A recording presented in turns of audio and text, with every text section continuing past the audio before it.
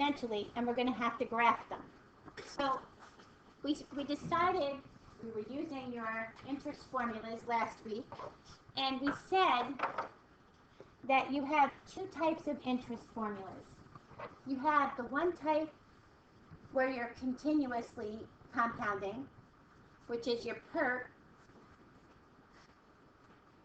and then you have the other one where you're compounding annually, semi-annually, monthly, and that says you invest, then you do the 1 plus R over N times N to the T.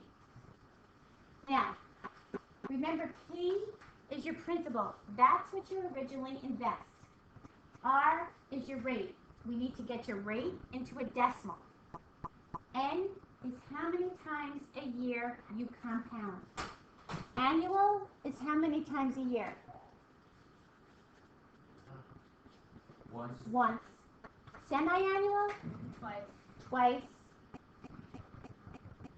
Monthly? 12.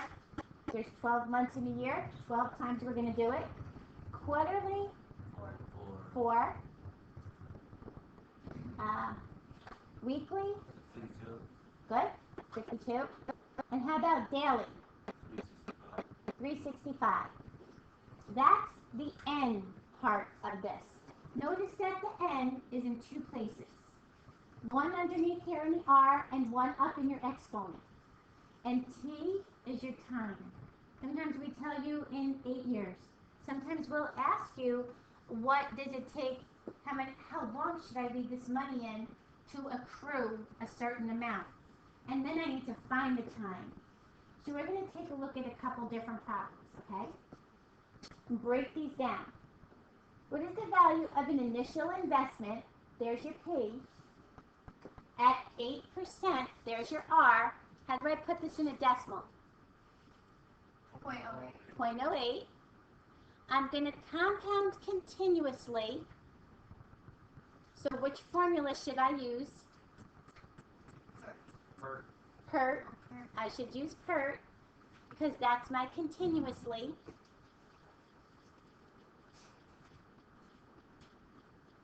All these have another compound value here. And my time is going to be 6 years. Now, A is what accumulates or accrues as you collect interest. We said that with the other formula, we actually could see the 1 plus R happening because the 1 plus just took your interest and rolled the other one into it along with it. Now, PERT has its own separate formula because that's a compound continuously. But when we did them last week, which one was it the closest to when I compounded? Daily. Daily. It was very close to your daily. So we're going to plug in your principal.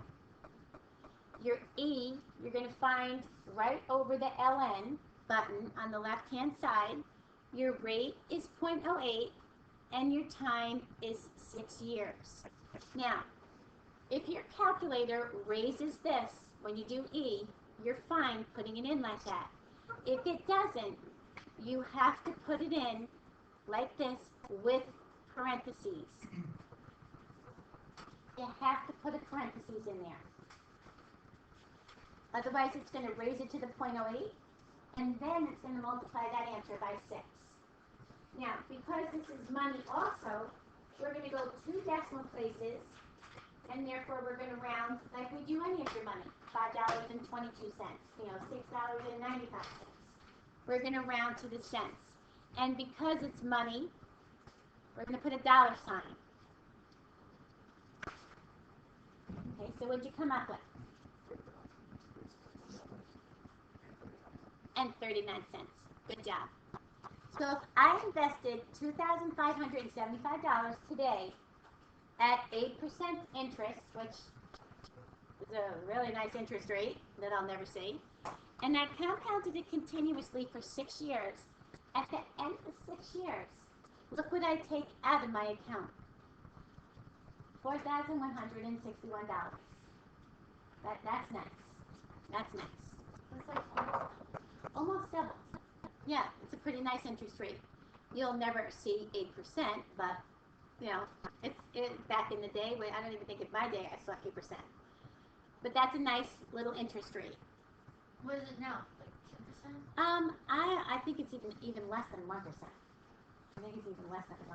You can get a savings account, a higher risk savings account for like 3%, maybe 4, maybe even 5 if they're like offering something special. But with every investment comes a risk. So the higher your percentage, the greater the risk. The risk, like maybe you'll lose money, or if you invest it into a stocks or something, it might not do well, or something like that. They have all different. They call it a portfolio of different different accounts they set up. So getting a higher interest rate usually gives you a little bit more risk. They also used to offer like CDs where you put it in for X amount of time, so you could never touch your money. Say like for 5 years, for 10 years, whatever your CD said.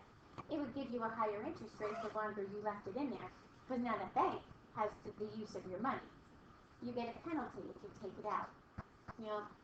Such is the way it goes. Like even in your savings account, if you have a savings account, sometimes you don't even collect interest unless you have a minimum amount. They say, on your little $25, I'm not going to give you interest. If it's over $100 or $300 or $1,000, then you'll start earning interest. It depends how your bank sets it up. Now, this one's a little differently because we're going to compound quarterly. So if we compound quarterly, which formula should we use? The one on the left or the one on the right? Left. Okay, so we're going to use that one on the left. And we're going to decide what to put in here. So we have an investment. This represents what letter? P. And we want it to accumulate or to grow, accrue to a value of $41.50. There's our A. And we're going to earn an interest at a rate of 9%. How do I put this in a decimal? 0.09. And I'm going to compound quarterly. So what's my N? 4. So what is it I'm looking for? Time. Determine when. Time. How much time is this going to take? How many years am I going to have to invest my money to get that much back? Now, we start off with your formula. We plug them in. I want it to be this much. I'm going to invest $2,300 at an interest rate of 0.09, compounding quarterly, and I don't know the time. If we were going to do this algebraically, the only thing that brings down a variable exponent is a log. We didn't do logs yet. So what we're going to do is use the exponential part of this, and we're going to graph it. So we're going to plug this into your y1, and we're going to plug this into your y2, and we're going to see where they intersect. Now, I need you to do this on your calculator. My calculator's not working for some odd reason. It's not a surprise to myself. My calculator hardly works on this. So go plug this in your y1 and your y2. We want to see where they intersect. And I need you to put this in because I want you to look at your table with me as well. When you raise this, by the way, if you don't have a calculator that raises it up here and you have to put a caret, make sure this is in parentheses. And your x will be your time. Your x is your time. So on your x-axis, this is actually time in years.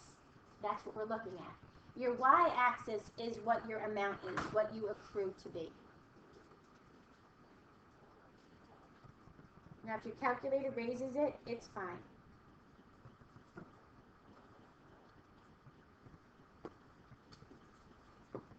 Now, we have to think, this is an application. This is a real life situation. So when we look at our graphs, what quadrant do we focus in? If time is here, and my amount that I accrue is here, on my y, what quadrant is my graph in first. Could I have negative time? No. Can I have a negative amount? No. So somewhere in quadrant 1. Therefore, your mins have to be 0. Right? And my x value is going to be time. Let's see if we can do this without looking at your table. You can look at your table, but let's do it without. Let's think about it. How much time do you think it will take in terms of years? 6? Yeah. Okay, so let's go to 10. Let's put x max as 10. You know, if we say 6, we just round it up. How about your y max? What y max are we looking at? The amount you make. The amount you want to make. Isn't that the highest that I want? So let's make it a little higher so it doesn't go off my graph, you know, so I can see a little bit. That's what your window should look like. That will put you in quadrant 1. That will make your exponential curve up. And here's your constant. This guy right here is the time that your amount will hit 4150. How do you do an intersect on your calculator? Second trace, do the calc. Don't trace because you may not get it exactly. Number 5, and just hit enter, enter, enter. And you will get your x value, which is your time.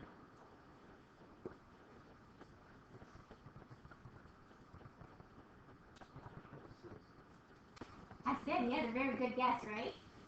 So what is your exact time? Let's go 3 decimals. 6.6. And is this months, years, centuries? What? Years. Years. Good. Now, How's it years? I don't know, I guess. years. Why is it years? Because time, we're compounding quarterly, which is how many times a year. If you struggle with getting your window, look at your table. Go to the second table and start it at 0. Notice this. Here's your y2. Here's your y1. Here's your x. This one has to come close to 4150. Right? It won't come exact, but it has to come close. So I scan down and I look at my y1 and I notice it's somewhere between the 6 and the 7, right? That's my x value. So make your x go to 10. Remember, put this in perspective. X is your years right now. I could even just say, give me 20 years. If I don't see them intersect, I'll make my x larger. Your y max is what you want to make. And make it go a little bit more so it's not sitting like at the top of your screen, so you actually can see these things intersect. The hardest part of the application is, believe it or not, setting your screen. Because you need to make these where you can see an intersect. If they don't intersect, you can't use your intersect function. You good with this? Good? Make sure you keep your labels too. Now jump down to number 5, if you will. Number 5 says, I have an investment of $15.80. I'm going to compound annually. There's my n. What is, very good. N is 1. So I must be using this formula. Right? I need to determine my annual interest rate. This is my variable, R. That's the guy I don't know. If the value of the investment, after I put my money in, after it accrued its interest, it came to 3,000, which is what I accrued, and my time is 8 years. Now, before you panic, let's just plug everything in that we know. I'm accruing to 3,000. My money's growing, right? So my interest rate better be positive. We certainly don't want to invest if my interest rate is going to be negative. We don't want any deductions here. I invest my money. My rate, I don't know. That's my X. What's my N? 1. 1.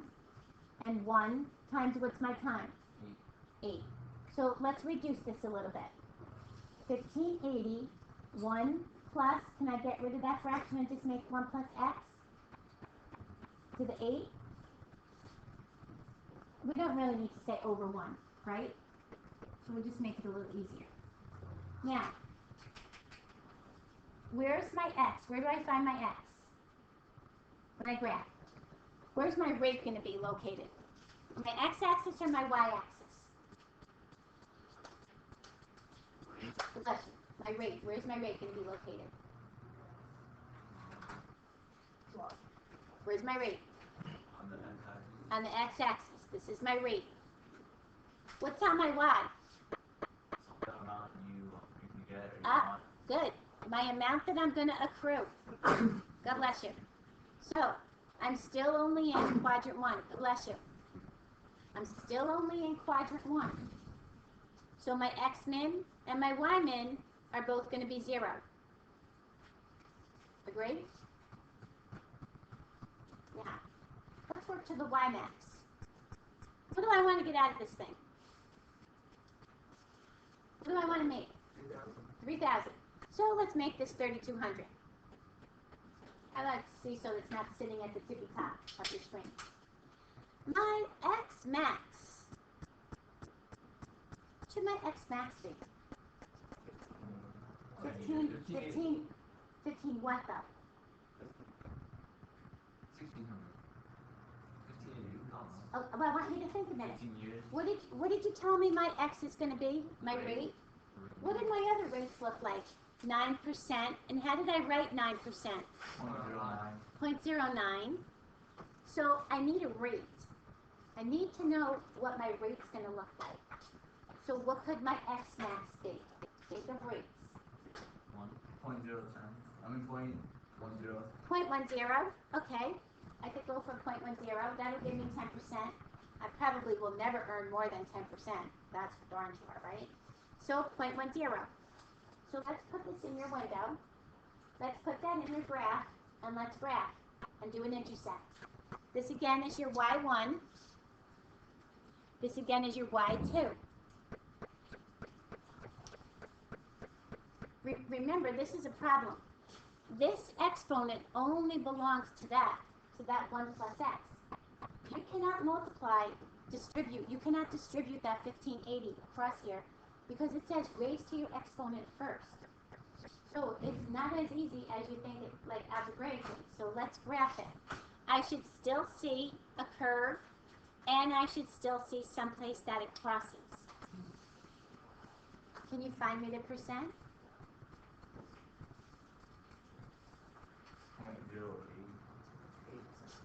0.08 what? 3 decimals. 3. So if it's 0.083 and I move this, it's 8.3%.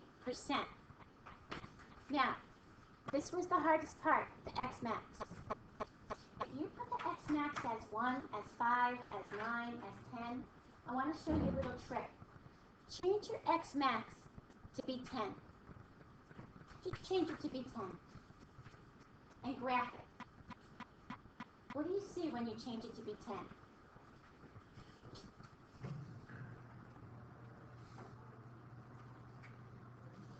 What do you see exactly? You don't see the You don't see the curve, you just see a line, right? Yeah. Now, look at your table. Do you see values there for y1 and x? You do, right? So, somewhere it exists, I just can't see it. On the screen, do an intersect. Same way you would the other way. Number 5, intersect. Enter, enter, enter. It's still going to find it. It's going to sit it right there. It's still there. You just can't see it. Because it can't get any finer than that y-axis. It's almost sitting right on top of your y-axis, right?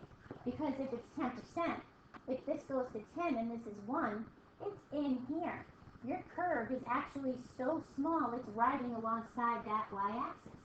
But your calculator found it, didn't it, when you did an intercept? Your calculator will still find it. Another helpful hint is to look at your table. When you look at your table, this one was a little hard to see because you really can't see what your x value is because your tables are incremented by 1. But you notice that if this one needs to be 3,000, this guy's going to be 0. This guy's going to be well over 3,000, right?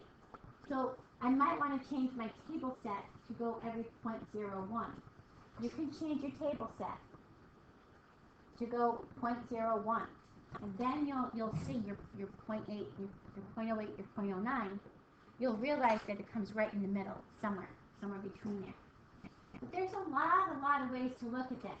Don't let this throw you off. Rate is the one that acts funny because your rate is now your x value, and your rate is under 1, right?